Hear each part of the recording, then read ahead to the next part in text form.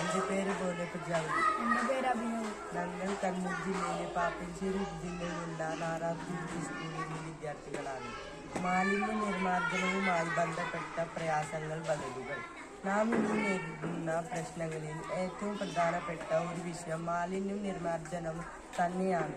മുഴുവൻ മാലിന്യങ്ങളും നിർമ്മാർജ്ജനവും ചെയ്യാൻ നമുക്ക് സാധിക്കില്ല.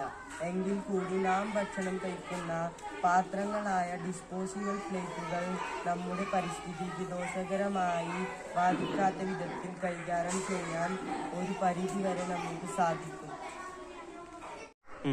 ഇതിനായി നാം തിരഞ്ഞെടുക്കേണ്ട രീതി എന്നത് ഗോതമ്പ് തവിട് ഉപയോഗിച്ചുള്ള പ്ലേറ്റുകൾ നിർമ്മിക്കുക എന്നതാണ്.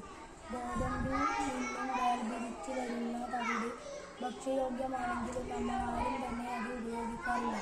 പക്ഷേ നേരെ മറിച്ച് അവ പ്ലേറ്റുകളാക്കുകയാണെങ്കിൽ അവ അത്തരത്തിലും ഉപയോഗശേഷം അവയെ ഭക്ഷണമായും മാറ്റാൻ സാധിക്കും. കൂടാതെ ഗോതമ്പ് പ്ലേറ്റ് എന്ന ഉൽപ്പന്നം ഭക്ഷ്യയോഗ്യമായി മാറ്റുന്നില്ല എങ്കിലും അവയെ ഉപയോഗശേഷം മറ്റു പല രീതിയിലും വീണ്ടും ഉപയോഗിക്കാൻ സാധിക്കും. ചെടിക്ക് വളമായും കന്നുകാലികൾക്കും പക്ഷികൾക്കും മറ്റു തീറ്റയായും അതിനെ മാറ്റാവുന്നതാണ്.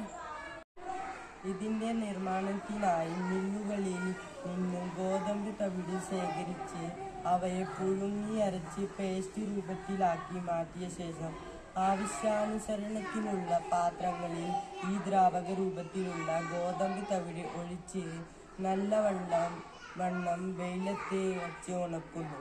നന്നായി ഉണക്കിയ പാത്രങ്ങളിൽ നിന്നു വിട്ടുവരുന്നതായി കാണാൻ സാധിക്കുന്നതാണ്. അവയെയാണ് നാം ഭക്ഷണം കഴിക്കുന്നതിനായി ഉപയോഗിക്കുന്ന പ്ലേറ്റുകളാക്കി മാറ്റുന്നത്.